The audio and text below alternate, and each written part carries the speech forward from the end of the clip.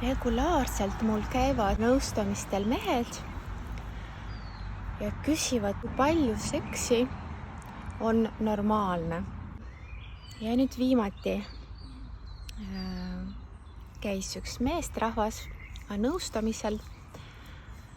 Ta on 40 aastat vana, abielus, on olemas lapsed ja siis ta ütles mulle, et tema abikaasa, tema naine ei soovi seksida nii tihti kui tema.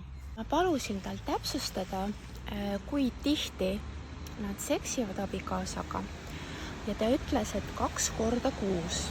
Igal paaril, kui see on paar, kes on koos, on oma lugu ja omad põhjused, miks on seksi just nii palju või nii vähe, kui seda on.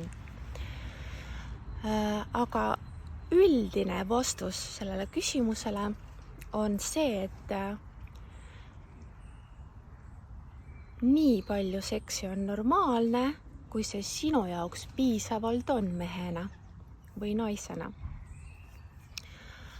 Aga siit järgimine samm on see, et kui sa oled paaris, siis on veel üks inimene, kellel on ka omad soovid. Paaris tuleb otsida see tasakaal.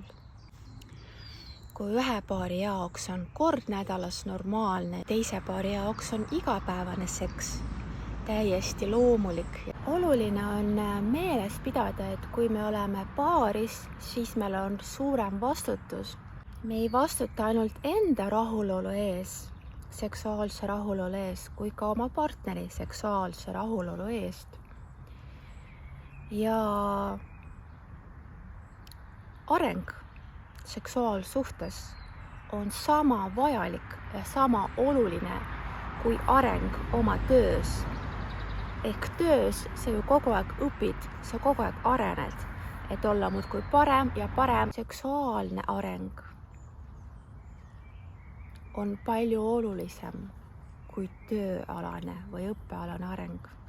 Kuna meie paarissuhe on baas kõigele meie õnnele, mis meie elus on, ma usun, et iga paar saab leida endale selle sobiva seksimise numbri, mis sobib mõlemale partnerile. Tuleb ainult rääkida oma soovidest. Vahel tõesti on väga raske üksteisega rääkida, kuna on olemas solvumised, mingid hirmud seoses üksteisega, seoses seksuaalsuhtega. Ma hästi soovitan pöörduda teiste inimeste poole, kes teid inspireerivad, keda te usaldate, et lahendada oma suhte probleemid, suhte mured.